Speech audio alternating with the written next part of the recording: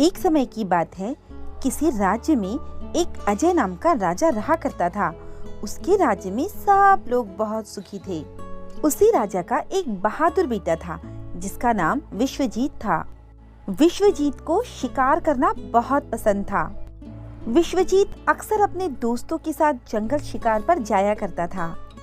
ऐसे ही एक दिन की बात है, विश्वजीत अपने दोस्तों के साथ जंगल में शिकार कर रहा था। तभी अचानक से तेज हवाएं चलने लगी और मौसम खराब हो गया। इसी खराब मौसम की वजह से विश्वजीत और उसके दोस्त अलग अलग दिशाओं में चले गए और विश्वजीत रास्ता भूल गया। अब रात बहुत हो चुकी थी, इसीलिए विश्वजीत एक पेड़ के नीचे आराम करता है। अगली सुबह जब विश्वजीत उठता है तो देखता है कि वो चारों तरफ घने जंगलों से घिरा हुआ है। विश्वजीत के चारों तरफ बहुत खूबसूरती थी, घने घने पेड़, खूबसूरत जंगल। विश्वजीत उन सबको देखकर बहुत खुश हो रहा था। लेकिन जल्दी ही विश्वजीत को भूख का एहसास परेशान करने लगा। विश्वजीत अब रास्ते की तलाश में निकल पड़ा। चलते चलते उसे अचानक एक घर दिखाई दिया जो बहुत सुंदर था। विश्वजीत घर के अंदर चला गया। उसने घर में आवाज लगाई, कोई है? अरे कोई घर के अंदर है? लेकिन विश्वजीत को कोई जवाब नहीं मिला। विश्वजीत उस घर से निकला और थोड़ा आगे बढ़ा तो उसे एक बहुत सुंदर तालाब दिखाई दिया।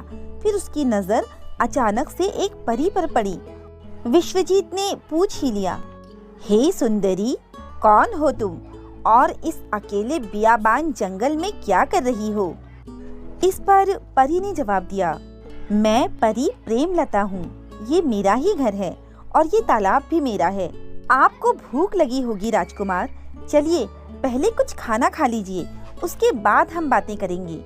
राजकुमार विश्वजीत ने परी के हाथों से बना खाना पेट भरकर खाया। खाना तो बहुत टेस्टी बना है, क्या तुम बनाती हो? हाँ राजकुमार, खाना मैं ही बनाती हूँ। लेकिन तुम तो परी हो ना, तुम्हें यहाँ रहने की क्या जरूरत पड़ गई और तुम अपने हाथों से खाना क्यों बनाती हो? राजकुमार, ये कहानी है। कुछ महीनों पहले की बात है। मैं इसी तालाब में अपनी सहेलियों के साथ खेल रही थी कि यहाँ से रानी परी का गुजरना हुआ और वो मेरे पास रुकी। रानी परी मुझसे बातें कर रही थी, लेकिन मैंने अपनी खेलने की धुन में उनकी कोई बात नहीं सुनी। उन्होंने मुझे बहुत बार आवाज लगाई, लेकिन मुझे कुछ सुनाई नहीं दिया। इस पर रानी परी ने मुझे गुस्सा होकर श्राप दे दिया कि जिस तालाब की धुन में मैं उन्हें भूल गई, मैं उनकी बात नहीं सुन रही, उसी तालाब के आसपास मुझे 2.5 साल बिताने होंगे। इसी श्राप की वजह से मुझे यहाँ रहना पड़ रहा है। अच्छा, तो ये बात है। हाँ राजकुमार, अब आप अपने बारे में बताइए, आप इस जंगल में कैसे? मैं तो शिकार करने आया था, लेकिन अचानक मौसम खराब होने की वजह से मैं अपने दोस्तों से बिछड़ गया और रास्ता ढूंढते ढूंढते तुम्हारे घर तक आ पहुंचा। ठीक है राजकुमार, आप आज यहीं पर सोइए, कल सुबह उठकर आप अपने घर जा सकते हैं। राजकुमार विश्वजीत ने परी की बात मान ली और वो वहां सो गया। अगले दिन राजकुमार विश्वजीत परी से कहता है, हे सुंदरी, मुझे आपको कुछ कहना है। हाँ बोलिए राजकुमार। मैं आपसे मिला, मैंने आपके साथ समय बिताया, मुझे आप बहुत अच्छी लगी। क्या आप मुझे अपने जीवन साथी के रूप में स्वीकार करेंगी? राजकुमार, आप एक इंसान हैं और मैं एक परी, हमारा विवाह कैसे हो सकता है? प्रेमलता, मैं कोई ना कोई तरीका जरूर निकाल लूंगा, बस तुम हाँ कह दो।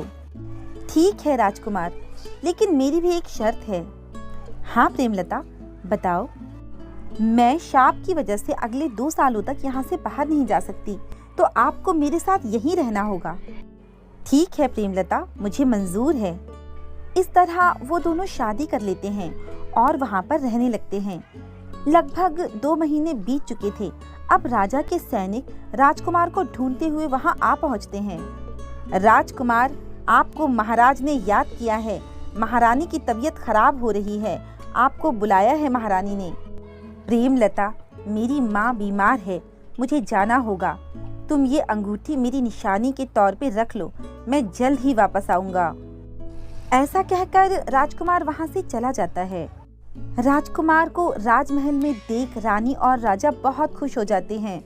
कुछ दिनों बाद राजा राजकुमार से कहते हैं, बेटा विश्वजीत, अब मैं बूढ़ा हो गया हूँ, तुम्हें राज्य के कार्यभार संभालने होंगे। जी पिताजी, अवश्य। ऐसा कहकर विश्वजीत राज्य के कार्यभार संभालने में लग जाता है। कुछ दिनों बाद महारानी की जिद पर विश्वजीत शादी भी कर लेता है। वो प्रेमलता को अक्सर याद किया करता था, लेकिन वो उसके पास जा नहीं सका। इधर प्रेमलता ने एक पुत्र को जन्म दिया। धीरे धीरे वो पुत्र बड़ा हो गया। एक दिन राजमहल में एक बहुत बड़ा समारोह था, जहाँ पर श्रेष्ठ धनुर्धर को राजा अपने हाथों से इनाम देने वाले थे। वहाँ पर प्रेमलता का पुत्र समरजीत भी आया और उसने सही निशाना लगाकर वो प्रतियोगिता जीत ली। राजा विश्वजीत जैसे ही उसे इनाम देने आगे बढ़े, वैसे उसके हाथों में अंगूठी देखकर चौंक गए और उससे पूछा, ये अंगूठी तुम्हें कहाँ से मिली? क्या तुमने ये चोरी की है? नहीं महाराज, ये अंगूठी तो मेरी माँ की है। विश्वजीत अंगूठी देखकर प्रेमलता से मिलने के लिए बेताब हो उठा। कहाँ है प्रेमलता? क्या तुम्हारे साथ वो भी आई है? हाँ महाराज, वो इसी सभा में मौजूद है। इतने में प्रेमलता भी सामने आ जाती है। महाराज, आपने सही पहचाना, ये आपकी अंगूठी है और ये हमारा ही पुत्र है। मैंने आपका बहुत इंतजार किया पर आप नहीं आए। मुझे माफ कर दो प्रेमलता, मैं राज्य के कामों में इतना उलझ गया था कि तुमसे मिल ही नहीं पाया, परंतु आज मैं तुम्हें अपनी बड़ी रानी के रूप में अपनाना चाहता हूँ। इस तरह वे लोग सभी साथ साथ रहने लग जाते हैं।